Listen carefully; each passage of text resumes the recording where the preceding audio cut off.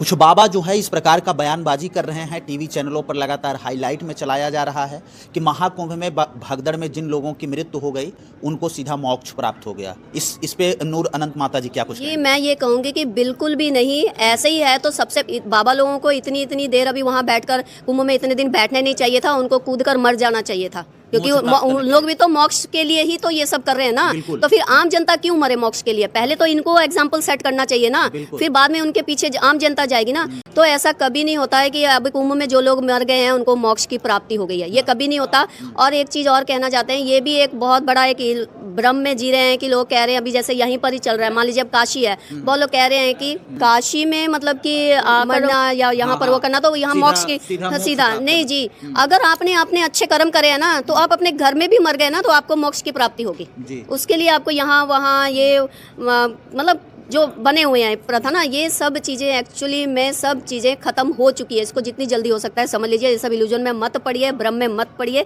वैसे भी बहुत कम समय रह गया है। तो इसलिए ये जो आप कह रहे हो ना कि कुछ बाबा लोग ऐसे बोल रहे हैं कि भाई जो मरे हैं उनको मोक्ष की प्राप्ति हो गई है, तो उनको ही क्यों भाई?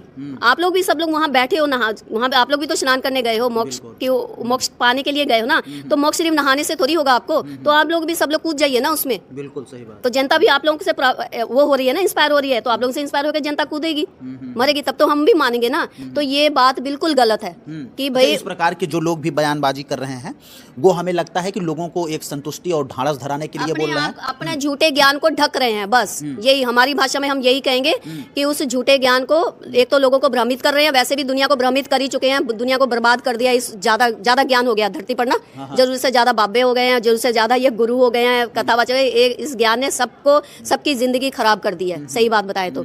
क्योंकि ये ज्ञान नहीं है जो सब फैल चुका है ना, ये तो अब जहर बन गया है। लोगों को अभी घुटन होने लग गई है इस ज्ञान से। इससे लोग बाहर आना चाहते हैं, लोग खुलकर जीना चाहते हैं। ये ज्ञान लोगों को बांध रहा था, बंधन, एक घुटन में लोग जी रहे हैं। इवन ये बाबा लोग खुद भी तो घुटन में जी रहे हैं, इनके चेले भी तो खुद घुटन में जी रहे हैं। उनको भी क्या है, उन लोग भी सिर्फ देखते रहते हैं ना कि ये इनकी तरह हम लोग कब गद्दी पर बैठेंगे, कब हम गुरु बनेंगे। इस चक्कर में उनकी जवानी, उनका सारा जीवन ऐसे ही चला गया, लेकिन ना तो उनको गद्दी मिली, ना उनको वो कोई ज्ञान की प्राप्ति हुई। तो पहली बात तो यही कहेंगे कि ये बाबा बुआ के सबसे पहले इसी चीज से निकलना पड़ेगा हर इंसान को। भाई ये ज्ञान व्यान से हट जाइए जितनी जल्दी हो सकता है। ये बाबाओं के चक्रों से मतलब इस जाल से हट जाइए। ये एक जाल है जिसने आप लोगों को फंसा लिया, और आगे मतलब आज का यूथ भी जो है इस तरफ इंस्पायर होके आ रहा है। इसको नहीं मानता दी जाएगी, सिर्फ उस ज्ञान को अपनाया जाएगा जिसको खुद का आत्मबोध हो रहा है।